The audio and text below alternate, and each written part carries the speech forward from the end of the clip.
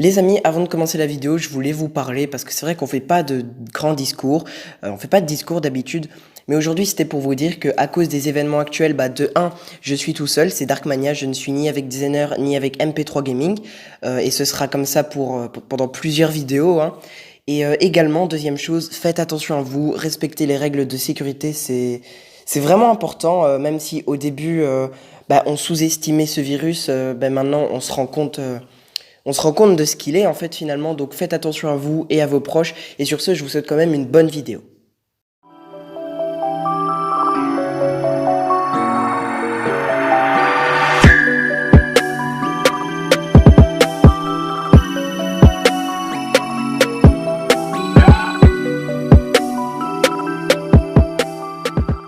Bonjour les amis, c'est Darkmania, j'espère que vous allez bien. Aujourd'hui on se retrouve pour la chaîne de Torianku, je suis tout seul.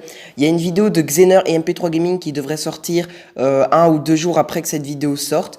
Voilà, du coup aujourd'hui on se retrouve pour parler des shonen, pour les 5 codes d'un bon shonen. Alors avant je voulais faire un top 5 des codes d'un shonen, mais je me suis dit qu'en fait je pouvais pas vraiment faire de top parce que les 5 choses dont je vais parler dans cette vidéo sont autant importantes l'une que l'autre à mes yeux. Après bien sûr il y en a certains qui vont dire que pour certains mangas c'est pas vraiment le cas, mais c'est le cas pour beaucoup de mangas et je vous le prouverai avec des exemples pendant la vidéo. Alors pour ceux qui ne savent pas c'est quoi un shonen, c'est un manga pour adolescents garçons. Il y a ensuite les shoujo qui sont eux pour adolescentes filles, puis il y a les seinen qui eux sont pour les adultes. Par exemple l'Attaque de Titan il est dans les seinen, Sailor Moon je crois qu'il est dans les shoujo et One Piece est dans les shonen. Voilà pour vous citer des exemples connus. Du coup c'est parti, bonne vidéo à tous. Premièrement, le respect du genre. Si le shonen est un manga de guerres anciennes, ça va pas partir dans des délires de voyage dans le temps, ou si ça parle de sorciers, on va pas voir des sabres laser. Exemple, One Piece, c'est un manga de pirates, donc il parle de pirates. Black Clover, ça parle de magie, donc ça parle de mages. Voilà, en gros. Deuxième chose, des héros puissants mais bêtes. Le personnage principal doit être fort, mais il est très souvent, voire tout le temps, un peu bête. Exemple, Luffy dans One Piece, Goku dans Dragon Ball, qui je pense est le meilleur exemple, Asta dans Black Clover, Gon dans Hunter x Hunter, Rokuro dans Twin Star Exorcist, etc. Troisième chose, le second du héros badass. Le second ou meilleur ami, ça dépend des mangas, du héros est un personnage très souvent badass, c'est-à-dire ayant du charisme. Exemple, Zoro le second de Luffy, Vegeta, entre guillemets, l'ami de Goku, Yuno le meilleur ami de Asta, Kirua le meilleur ami de Gon. Voilà, des exemples aussi très connus.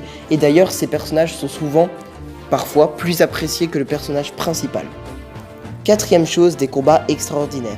Les combats c'est très important dans les mangas, surtout les shonen, car il peut y avoir des combats qui nous marqueront pour toujours, des dépassements de limites, etc.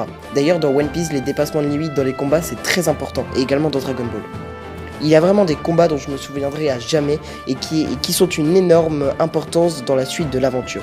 Bon, je vais pas vous citer d'exemples car il y a beaucoup trop de combats dans les mangas, mais je pense que les principaux combats dans les mangas connus, vous vous en souviendrez. Je mettrai quand même quelques images. Et également, en parlant des combats, on a déjà fait 3 vidéos sur Torianku sur les 10 meilleurs combats de One Piece, les 10 meilleurs combats de Dragon Ball et les 10 meilleurs mangas de Black Clover. Il y a également les 10 meilleurs combats de Naruto qui devraient arriver, de Naruto normal, pas Shippuden parce qu'on n'a pas encore regardé.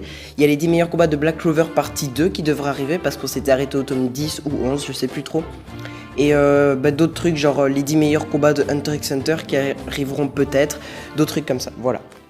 Et la cinquième chose, les morts poignantes. Un manga exceptionnel a des morts exceptionnelles. Quand un personnage lambda meurt, on est déjà triste, alors quand c'est un personnage important, c'est hyper triste et ça nous marque à jamais. L'exemple le plus marquant, je pense, c'est Ace dans One Piece. Ensuite, là c'est un petit spoil pour ceux qui n'ont pas lu Black Clover. Voilà, donc il y a l'Empereur Mage dans Black Clover et également Yamcha dans DBZ. Non, je rigole, ça c'était un troll. Voilà, du coup, j'espère que cette vidéo vous aura plu. C'était mon classement, à mon avis, sur les 5 codes d'un beau shonen. Vous pouvez me dire le vôtre en commentaire. Likez, partagez et commentez, ça fait toujours plaisir. Vous pouvez vous abonner. La vidéo des 400 abonnés devait arriver normalement vers février-mars, mais à cause de ce qui se passe actuellement, elle arrivera pas tout de suite, hein, vous comprenez. Et aussi la vidéo qui s'affiche là et qui est bien sûr en description et que je mettrai peut-être en commentaire épinglé, vous pouvez aller la voir, c'est la vidéo sur Shanks le roux. C'est notre vidéo qui a fait le plus de vues, elle est à 830 et quelques, voire peut-être 850. Du coup vous pouvez aller liker cette vidéo et la voir bien sûr, et si elle atteint les 1000 vues, on vous fera peut-être une petite vidéo en appel ou un truc comme ça, ce serait vraiment très cool. Moi je vous dis à très bientôt, c'était Darkmania, à plus. Go.